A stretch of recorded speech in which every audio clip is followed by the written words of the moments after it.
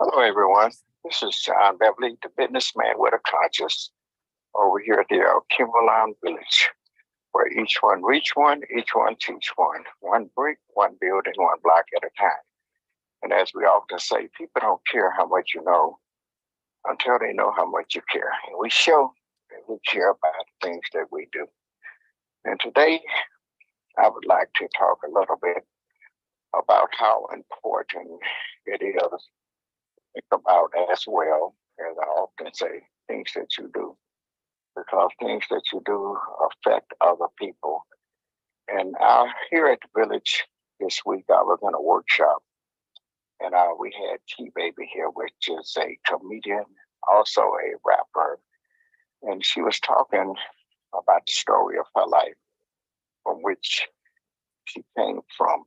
And she was just sharing a little bit of information. And I tell people sometimes it's good to share information like such as that because people don't never know what other people are going through. They often just feel or think that they are the only one that's going through something. And we need to know that the things that we do impact others.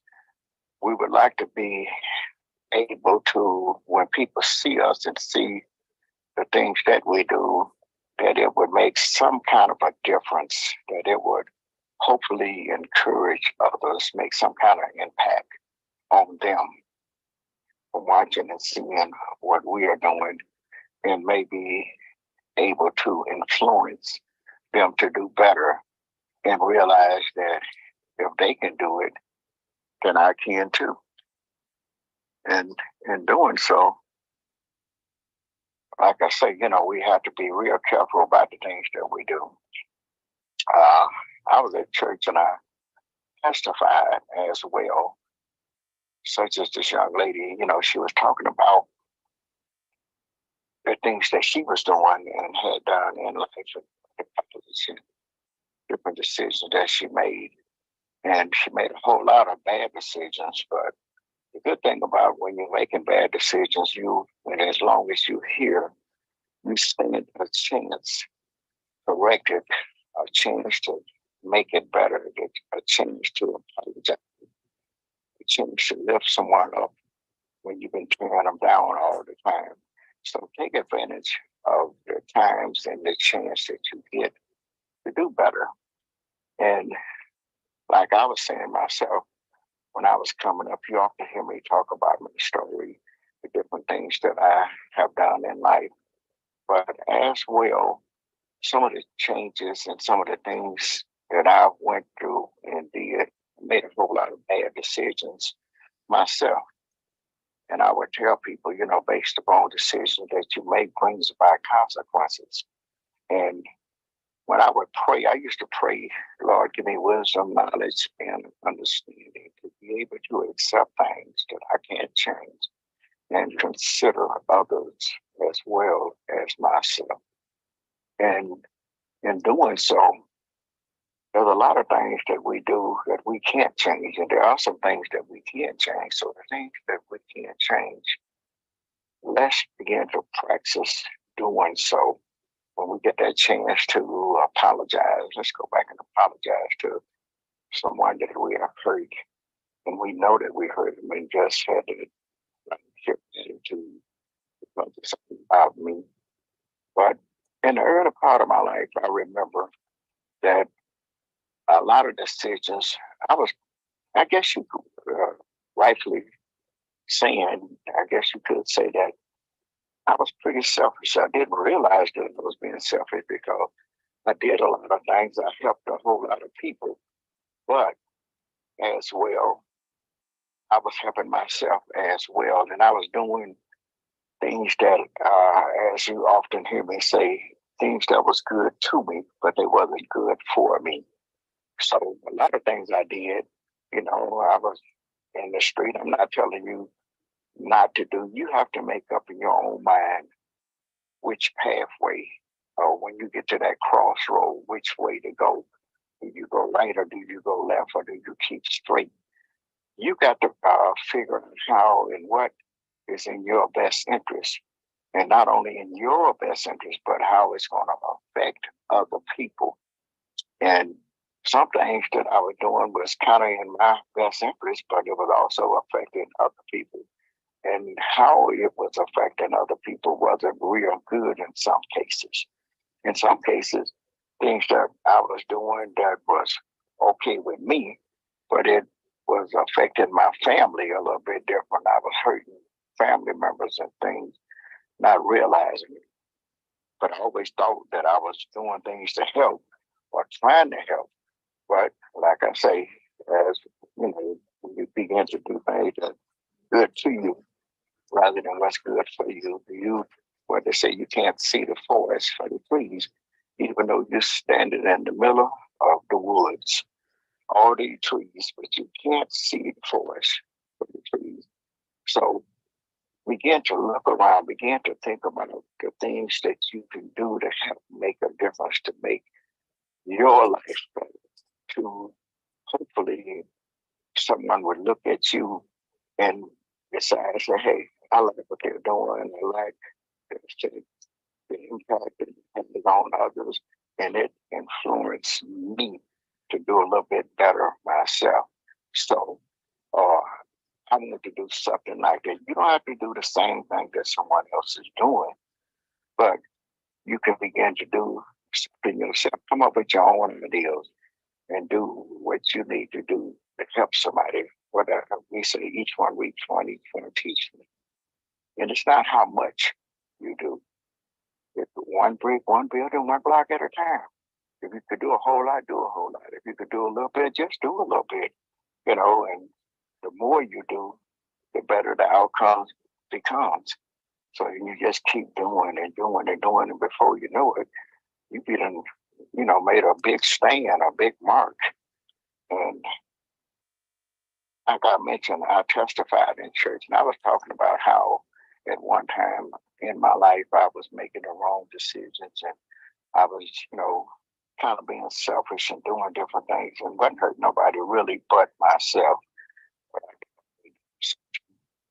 And I began to lose things. I began to, I lost my job because I had the attitude that I can do this myself. But I realized and come to find out that, it takes others. There's nothing wrong with getting help from somebody else. There's nothing wrong with staying where you are, doing what you need to do to get to where you need to be. You know where you are now, but you don't know where you're going to be tomorrow. So remember, the things that you do affects other people. So stay focused. Keep trying, keep working on what you can do to build people, to build relationships, to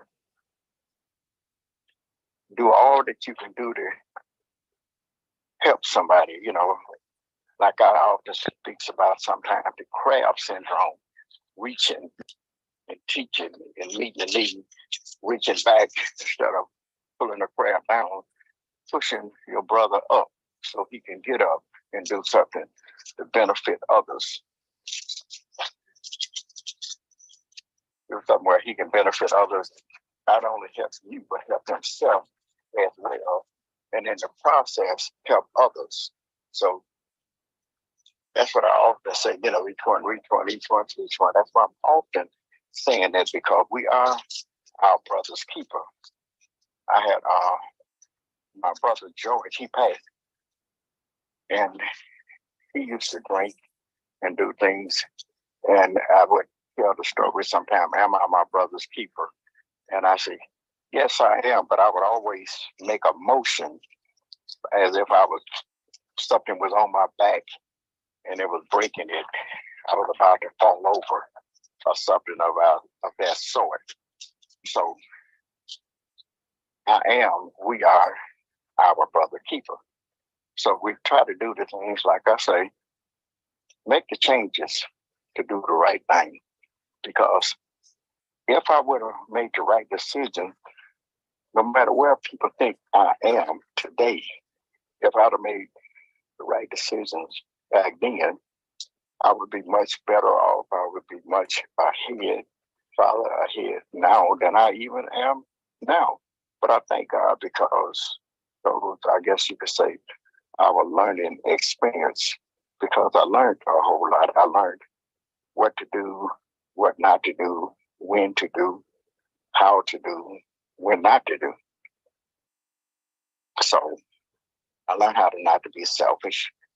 I learned how to consider others. I learned how to things that I do. Hopefully, it will be something that would make an impact on others where they could see the good in what I was doing or what I was trying to do. And, most important, think about it. If you would think about your life today, I'm pretty sure you would could look back and say, I wish I wouldn't have did that, and I wish I wouldn't have done this. Because if I would have did it a little different, or if I would have considered what I was doing and the way I was doing it at that time, I would have did it. Got an opportunity to speak to a young man the other day. I think he's 13 years old. Come to find out, his mother had spoke to me about him, and the opportunity came to pass, and I got a chance to speak with him, hanging out just about all night, smoking weed, want to do what he want to do when he want to do it, just get into all kind of stuff. So when I saw him, I asked him, I spoke to him first of all, and asked him how was his day. And after making sure that he understood or whatever, that wasn't nothing wrong and I wasn't fussing at him, I asked him, I said, you want to be grown? And he looked at me.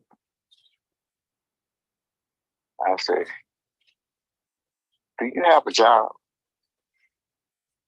I said, no. He said, but I got one now because I'm a summer worker. I said, okay. I said, you make enough money to buy your own house or an apartment or something of that sort, perhaps even a car. I said, you think you could furnish the house? He began to look at me all crazy. So you get your refrigerator and a stove and pay the light bill and the gas bill and the water bill and cook for yourself, pay the house note, the insurance bill on the car note. And his eyes just got bigger. I said, and I know you like to stay out all night long. He said, who told you all that? I said, I'm just asking questions. I said, can you handle all that? No. I said, so when opportunity presents itself and you could do all that stuff, I said, if you can't do it now, then you shouldn't be staying out all night or half of the night. You shouldn't be giving your mother a headache and causing all kind of problems and eating up all the food, doing this and that and the things that you shouldn't be doing. You should be more or less trying to help her. And when I was your age, I told the story about how I was working and trying to earn a little money and how I was buying my own clothes or buying some of them. I wasn't buying all of them, but like I say, each one teach one. We try to share things and try to give people something to think about. Think about what they're doing. Think about the decisions that they're making. Think about how it affects others. And then when I just about was finished, he said, can I borrow you $1? So I loaned him $1. And I told him, and you better have my money Friday. He said, as long as I owe you, you'll never be broke. I said, now you want to play that grown role again? I said, and I looked at him. I said, I'm a little bit older than you. And I said, you're 13 years old. I said, like I say, you better have my money. I said, if you got my $1, there's a responsibility and an obligation that you pay that. I said, not only me, anytime you borrow money or owe someone, you make sure that you pay them because you may need them again. I say, and it develops a pattern of doing what you're supposed to do, obligation, doing what you're supposed to do, keeping your word. Remember, when you tell someone that you're going to do something, make sure you do it. And today, I just hope that I said something to encourage someone that it don't have to be impressive. It don't have to be this or that, but just hopefully something that will give you something to think about and help you along your way.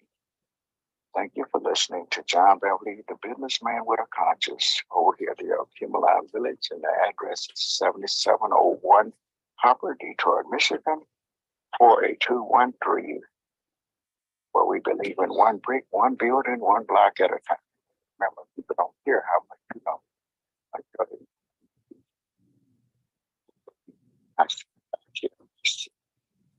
Thank you and have a great day.